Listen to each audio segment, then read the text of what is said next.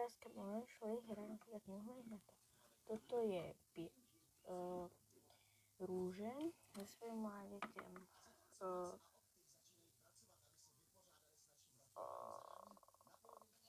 Kronskrab, nie,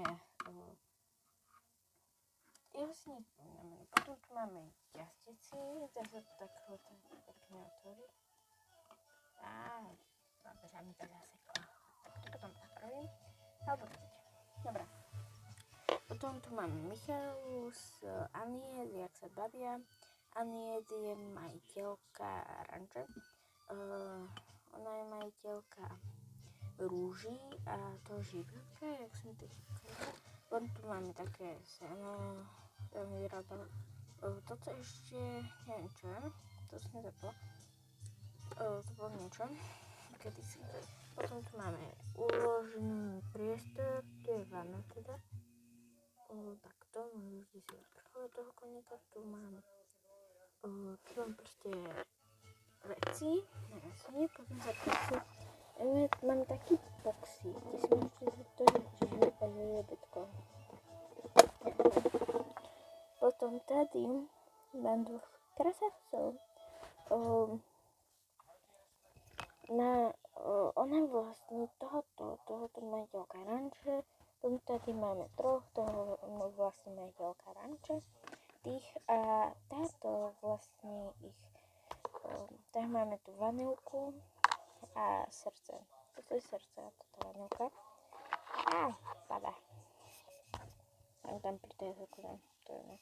Potom tady máme moje oblíbený a potom budem ukázať vôbec mi to nechce zaostriť, ale či? Nechce. Tak. Prvého tady máme takého koníka, vlastne blesk. Potom tady máme perlu, to je môj nový koník a ninočlech.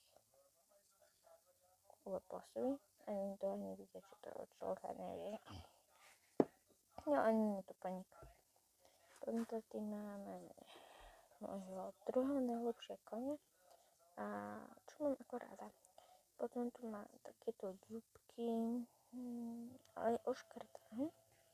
To ju chcem prerobiť. Tu má odleské, aby ste si všimli na tých vlasov. A prodala sa môj prácha mi dal. Je toho holka a chci nejakého kúka, lebo už mám veľa holek. Takže nejak tak. A ten kúň je môj zatiaľ najlepší. Okrem bleska a tých trojice. Majetok. Tá trojica je najlepšia pro mňa. A môžete povedať, aký je najlepší kúň. A toto je teda nepamätám si na meno. Keď si spomenú, tak potom tu máte taký výbieh, tu máte takto rozdáčku, tu je takto výbieh, potom sa tu prehne, tu je taký menšia ohrádka pre koňa.